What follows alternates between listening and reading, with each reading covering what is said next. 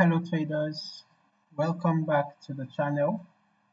If you are looking to take your scalping game to the next level, you are in the right place because today we are diving into the best MACD settings specifically designed for scalping success.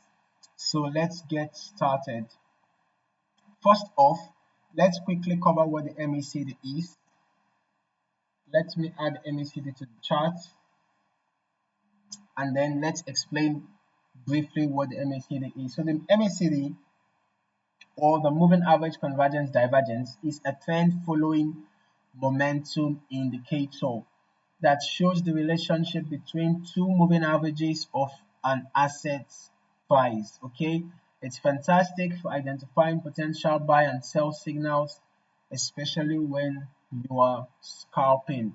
Now let's talk about the best MACD settings for scalping. Okay, for scalping, we generally recommend setting the MACD to 12, 26, and 9. As you can see, 12 for the fast EMA, 26 for the slow EMA, and 9 for the MACD SMA. This means you can just leave your settings as the default because this is actually the default settings. Okay, but why these numbers? The 12 and 26 periods provide a good balance between responsiveness and reliability. Okay, provides a good balance between responsiveness and reliability, allowing you to catch trends quickly without too much noise, right? This is crucial for scalping where every second counts. Next, let's talk about time frames.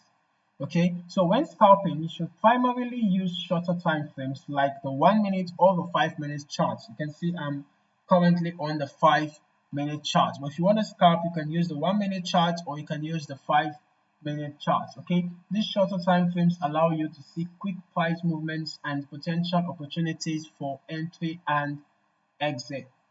So when you apply the MACD settings we discussed, you'll be able to spot these rapid changes in momentum, which can be your cue to enter or exit a trade. Now let's look at some real world examples. Okay, here you can see how the crosses MACD line crosses over the zero line, indicating a potential buy opportunity. We can see that after the crossover, the price of the asset rallied all the way up to this point, right? And we can see in the case of a sell signal, for example, this was a sell signal here, there's another sell signal here. Although in this case, the sell signal came when the price of the asset was already at a support zone.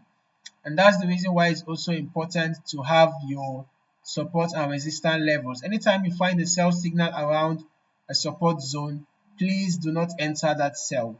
And when you find a buy signal around the resistance zone, please do not enter that buy. Okay, unless if you have a confirmed breakout. If you have a confirmed breakout in the bullish direction, then you can enter a buy signal. Then if you have or on the other hand, if you have a confirmed breakout in the sell direction, you can enter a sell trade. Okay, so when you have a sell signal around the support zone, it's better not to enter it unless if you have a confirmed breakout. If you have a buy signal in around the resistance zone, it's better to stay out unless if you get a confirmation. Okay, all right. Now in the trending market, you can see that when the MACD crosses above the zero line, you can see how the price rallied all the way up to this zone and even broke out of the resistance and continued going up until it got to the next resistance. Okay, so basically the MACD crossovers gives us signals, both buy signals and sell signals. And then you should also watch out for the histogram bars. When you have lengthy histogram bars, it shows an increase in momentum. When histogram bars are short, it shows a weak momentum. Okay, So it's important that you pay close attention to these signals and combine them with other indicators or price action for a more robust strategy. Okay, so before we wrap up, here are a few final tips. Number one, always confirm MACD signals with price action. Okay, it's important that you watch out for, perhaps you can look out for candlestick patterns or chart patterns. Okay, when you get MACD signal, and make sure that you use your support and resistance zones, okay, so that you don't end up selling around a support or buying around a resistance. Okay, now it's also important that you be mindful of market conditions. Secondly, be mindful of market conditions. Trending market works best for MACD.